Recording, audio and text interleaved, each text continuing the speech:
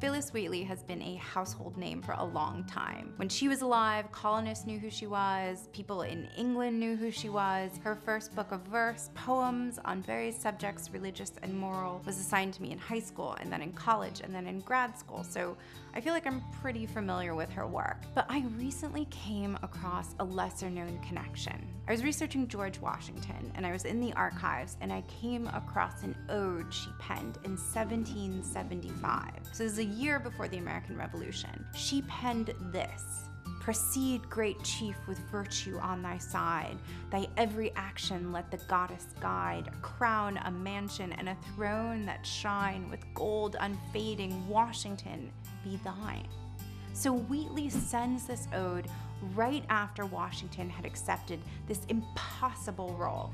He's commander-in-chief of the Continental Army, and calling it an army is like a very generous word. This was a ragtag group of men who were doing this for pay. They weren't trained, and they were supposed to take on the British, which was like the best trained and most powerful empire in the entire world at the time. So Washington takes the ode, and he thinks about publishing it, but he thinks, oh, it might look kind of vain, so he sends it to a friend, and he describes all of this. He's like basically hinting, he's saying, I want you to publish it, but first I have to say, I couldn't possibly, and I really just care about her career as a great poetical genius.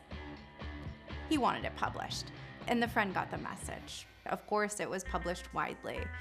And the thing is, historians like to read a lot into Washington's thank you letter to her. And I find it annoying. He spends like a quarter of it apologizing about his delay, and it's like, we get it, you're leading the rebel army and she's a slave of which you own several hundred. And that's significant, right? Because at the time, the British Army was offering slaves freedom if they fought for like the colonial overlords. And yet, Wheatley publicly throws her support behind Washington, behind the American experiment, which has not promised freedom. And I think that speaks to her rarefied experience as a slave whose gift of prose was identified and nurtured early on. So she still had to do like tasks, but she got to spend a lot of time studying and perfecting her craft, which was definitely not the experience of the majority of slaves.